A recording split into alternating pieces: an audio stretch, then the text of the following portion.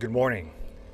I'm Michael Pimentel, Executive Director of the California Transit Association, here today on behalf of my 220 member organizations to speak up for our communities who rely on public transit service and who are demanding climate action. As you've just heard, state funding for public transportation is now at risk due to the actions of the California Air Resources Board and the silence of so many in the state capitol. Folks, we must be honest about what's happening. We hear lots of talk about climate crisis and the emergency that it presents, because frankly it is an emergency. But there is a gap between the rhetoric we hear and the actions we see. It's a dissonance that cannot be ignored. Making transit agencies beg every year for funding from the state that the state has committed to them time and time again isn't fiscal prudence, and it's not responsible governance.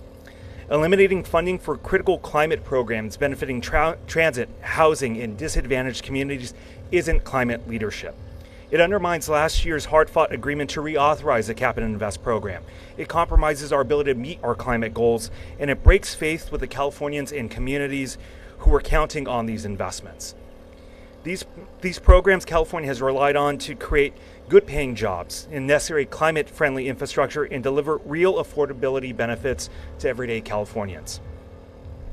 Now, because transit isn't just a climate solution, it's an affordability solution, we must continue to invest in reliable and accessible public transit and make sure that we're putting money back into people's pockets, connecting workers to jobs, and reducing the cost of living for everyday Californians. But transit alone isn't enough. If we're serious about reducing vehicle miles traveled, cutting emissions, and lowering the cost of living, we need to deliver on our commitment to fund the Affordable Housing and Sustainable Communities Program and affordable housing across the state.